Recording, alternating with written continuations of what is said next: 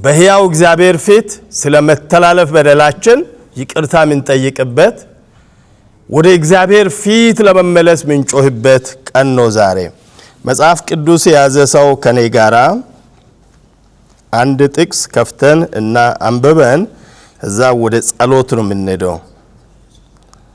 መጽሐፈ ኢያሱ ምዕራፍ 3 ቁጥር 5 ለእስራኤላውያን አሸናፊ ለመሆንም ተሸናፊ ለመሆንም ዋነኛው ምክንያት የሚሆን ክፍል ነው።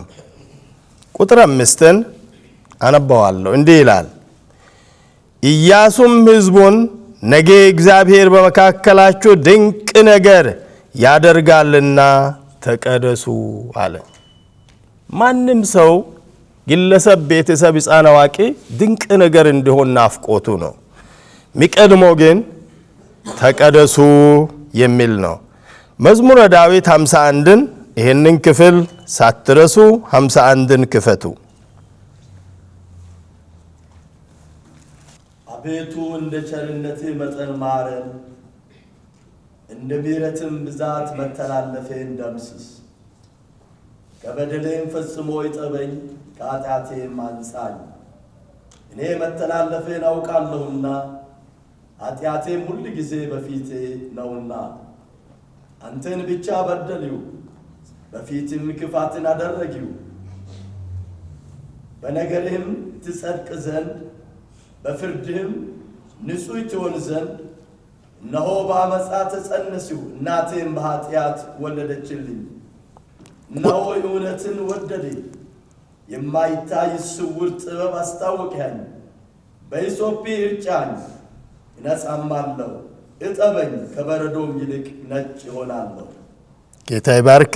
ቁጥር 2ን እስቲ ሁሉም ሰው ጮክ ብሎ ያንብብ። ቁጥር 2ን ከበደሌ ፈጽሞ ይጠበኝ፣ ከኃጢአትም አንጻኝ።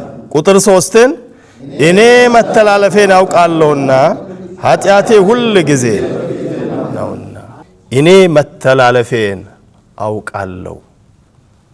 ለእስራኤላውያን ምዕራፍ 3 ቁጥር 5 ላይ ተቀደሱ፣ ድንቅ ነገር ስደተኞች ናቸው። ከስደት ሀገር ተመልሶ ከ400 ዓመታት በፊት ለአባታቸው አብርሃም የተናገረውን ቃል ጠብቆ ወደ ተስፋ ምድር አስገባ።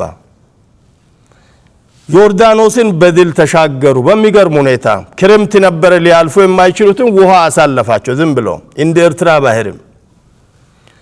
ይሄን ላዩ ሰዎች እግዚአብሔር ኢያሱን አስነስቶ ነገራቸው። አሁን እናንተ ከባዱን ወንዝ አያቶቻችሁ ኤርትራን ባህር፣ እናንተ ደግሞ ዮርዳኖስን ተሻግራችኋል፣ ይሄን አይታችኋል። አሁን እግዚአብሔር ከናንተ የሚፈልገው መቀደስን ይፈልጋል። ይሄንን ሳትለፉ የምትበሉና የምትጠጡትን ሀገር ለመግባት ብሎ ነገራቸው። በጣም የሚያሳዝነው ምዕራፍ 6 ላይ እግዚአብሔር ማይቻል ነገር በጸሎት ኢያሪኮን ካፈረሰ በኋላ ይሄንን የሰሙ ሰዎች ከባድ በደል ፈጸመ። አካን የሚባለው ክፉ ሰው እግዚአብሔር አትንኩ ያለውን እርም ነገር ወስዶ ደበቀ። ከዛ በኋላ 36 እስራኤል ኔሽን ጠፋ። ከዛ ማልቀስ ጀመሩ። እግዚአብሔር እንዲህ አለ፣ በመካከላችሁ እርም አለ አለ፣ ከናንተ ጋር አልወጣም አለ።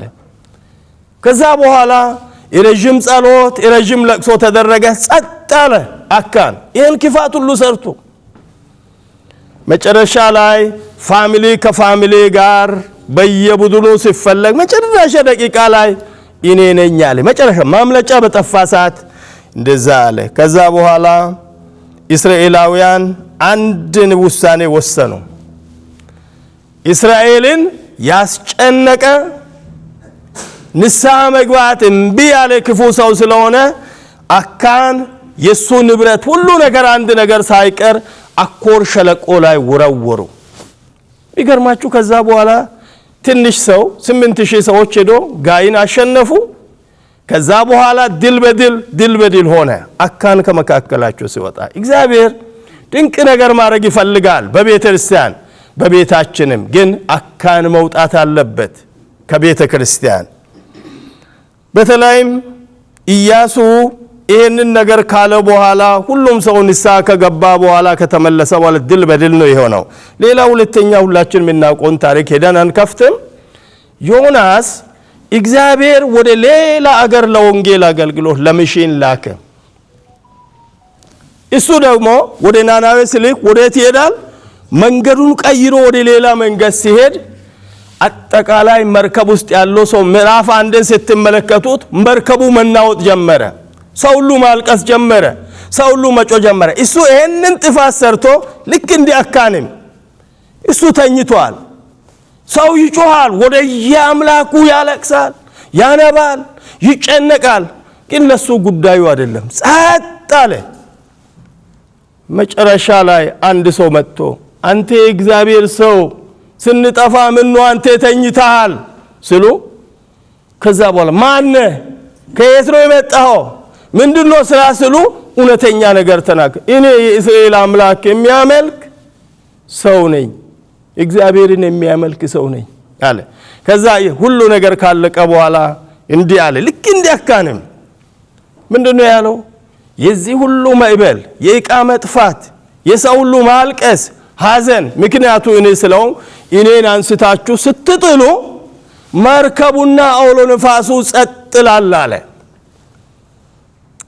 በእውነት እግዚአብሔር የሚያስጨንቀውን ነገር ከመካከላችን ይንቀልልን። አሜን። ዮናስ ወሰደ ርስኪውን። ምንድነው ያለው? ከናንተ ከዚህ መርከብ የዚህ ነገር መዘዝ እኔ ስለሆን እኔን አስወጥታችሁ ባህር ላይ ስትጥሉ መርከቡ ጸጥ ይላል፣ ማዕበሉ ይቆማል አለ። ማዕበሉ ቆመ። እስቲ አይኖቻችሁን ጨፍናችሁ እንደዚህ በሉ። እግዚአብሔርን ታዘን በሕይወታችን ውስጥ ያለውን ሊኖር የማይገባውን አመፃ የሆነውን ነገር አውጥተን ስንጥል ወጀቡ ጸጥ ይላል። አሜን። ወጀቡ ጸጥ ይላል። ምን ስንሆን? ስንታዘዝ። ዮናስ እኔን ጣሉኝ አለ። ከዛ በኋላ ሰላም ሆነ። አሁን አንድ ጸሎት ነው የምንጸልየው። ምናልባት ቤቱ እየቀዘቀዘ ስለሆነ አንዳንዱ ሰው እየተጨነቀ ነው። ሆኖም ግን ምን እንደሆነ ታውቃላችሁ? ከልብ የሆነ ጸሎት ስንጸልይ በእውነት እግዚአብሔር ከኛ ጋር ነው የሚሆነው። አሜን። የሆነ ዛሬ ራሳችን አዋርደን እንኳን አፈር ላይ እንኳን ተንከባል አደባባይ ላይ ሰው እስከሚስቅ ድረስ አሁን ሰው በየአደባባዩ ስለ ደቡብ አፍሪካ እንዴት እየሆነ እንደሆነ በየአገሩ አደባባይ ላይ ሰው እንዴት ያብዳል ለደቡብ አፍሪካ ብሎ። እኛ ግን ምንም አይመስልም። አንድ እንግሊዘኛ ጻፊ በእንግሊዘኛ ነው ተረቱን የጻፈው። እንሽላሊቶች ቤት ከታች ሆኖ ሲቃጠል ጫፍ ላይ ሆኖ ይደንሳሉ የሚለው ግን ይሄ ከታች የነደደው የሚነደው እሳት ማንን ሊደርስ ነው? እሱን ሊያጠፋ ነው እየሄደ ያለው። አሁን ደቡብ አፍሪካ ያለን አብዛኞቻችን ወጣቶችም ስለሆነን በእውነት አብዛኛው ነገር ስናይ እንደዚህ ይመስላል። በካናዳ ያለው፣ በአሜሪካ ያለው፣ በእንግሊዝ ያለው፣ በኢትዮጵያ ያለው፣ በአፍሪካ ሀገር ያለው ሰው ነፍሱ ተጨንቆ ምን እየሆናችሁ አደራችሁ በሰላም ሲል ግን እዚህ ሀገር ሰው እውነት እንደው ለጾም ጸሎት እንኳን ቸርች ጠርተ ትንሽ ደቂቃ ለመጸለይ ሰው ፈቃደኛ አይደለም። ይሄ በእውነት ለመልካም አይደለም። እግዚአብሔር ወደ ሐሳቡ ይመልሰን። እውነት ከመካከላችን እርም የሆነ ነገር ቤተክርስቲያን ልታወጣ ይገባል። እያንዳንዱ ቤተሰብ ሊያወጣ ይገባል። በእውነት እግዚአብሔር ያዘነበት ይሄ ወጀብ ዝም ብሎ የመጣ አይደለም። የሚያጠራ ወጀብ ነው። የሚያስተካክል ወጀብ ነው። ነፍሳችን እንዳትጠፋ እግዚአብሔር ያመጣ ወጀብ ነው። በሰይጣን ላይ ብቻ መናላከክ እኛ እንድንመለስ ጌታ ይፈልጋል። ጌታ ይመልሰን። ዘካርያስ 3:3 ኢያሱም ኢዲፋም ልብስ ለብሶ በመልአኩ ፊት ቆሞ ነበረ። እርሱም መልሶ በፊቱ የቆሙትን ኢዲፋሙን ልብስ ከእርሱ ላይ አውልቁ አላቸው። እርሱንም እነሆ አበሳይን ካንተ አርቃለሁ፣ ጥሩ ልብስም አለብስሃለሁ አለ። ጌታ ይባርክ። በዚህ ቦታ ላይ ኢያሱ ካህን ነው። ምን አይነት ልብስ ለብሶ ነው? ኢዲፋም ልብስ። በእንግሊዘኛ ይሄንን ቦታ ሲታነቡ ምን ይላል? ፍሊዚ ይላል። ፍሊዚ ማለት ምናልባት በእኛ መካከል ንግዱ ላይ የተሰማራ አገር ቤት ሰው ሲነግድም አባቱ በቁሎ ያለው ሰው ካለ የበቁሎ ገንበጣን ታውቃላችሁ? መላጣ የሆነውን ስንቶቻችሁ ታውቃላችሁ? በቁል ገንበጣን። ኦኬ፣ ማያውቅ ሰው ካለ ንገሩት። በዛ ላይ በቁሎ ከመንገድ ሲመጣ እዛ ለመጫን ጨርቅ ይደረጋል። ያ በቅሎ ጀርባ አይሰጥም። በዛ ጨርቅ ይደረግና አንዳንድ ጊዜ ገበያም ሄዶ መንገድም አባቶቻችን ሄዶ ቤት ኮርቻውን ውጪ ሳይሆን ቤት እንትን ስሉ ያንን ጨርቅ ሲያወጡ ቤት ሁሉም ሰው በቃ ቤቱ ጠረኑ ይለወጣል። ምንድነው ያደረገው? ችግሩ ያለው ፈረስ ላይ ነው? በቅሎ ላይ ነው? ሚገማ ጨርቅ ገንበጣ ላይ የተቀመጠው ሚገማ ጨርቅ ነው ቤቱን ያገማው። እግዚአብሔር እስራኤላውያንን በኢሳይያስ ላይ እንደዚህ ሚገማ ጨርቅ አለ እናንተ ጋር ብለዋል። ሁለተኛ ቦታ ነው። ምንድነው የሚለው? ካህኑን አንተ ትገማለህ እየገማህ ነው ብሎ እግዚአብሔር ተናገረ። ካህኑን እኮ ነው። ካህኑ የሚወክለው ሞላውን እስራኤልን ከ2 ሚሊዮን በላይ የሆኑ ስደተኞችን ነው የሚወክለው ይሄ ቃል። ስለዚህ ኢያሱ ብቻ ሳይሆን ኢያሱ የሚያገለግለው ህዝብ እየገማ ነው በእግዚአብሔር ፊት። ኢያሱ እየገማ ነው፣ አገልጋዮች እየገሙ ናቸው። እግዚአብሔር እንደዛ አለ። እግዚአብሔር ማንንም አይፈራም። ይናገራል። እግዚአብሔር ይሄ ታናሽ ነው የታላቅ ነው የአገር መሪ ነው አይልም። ሚገማውን የአገር መሪ ምን እንደ ያለው ጫካ ሄደህ ሳር ትበላለህ አይደለም ያለው።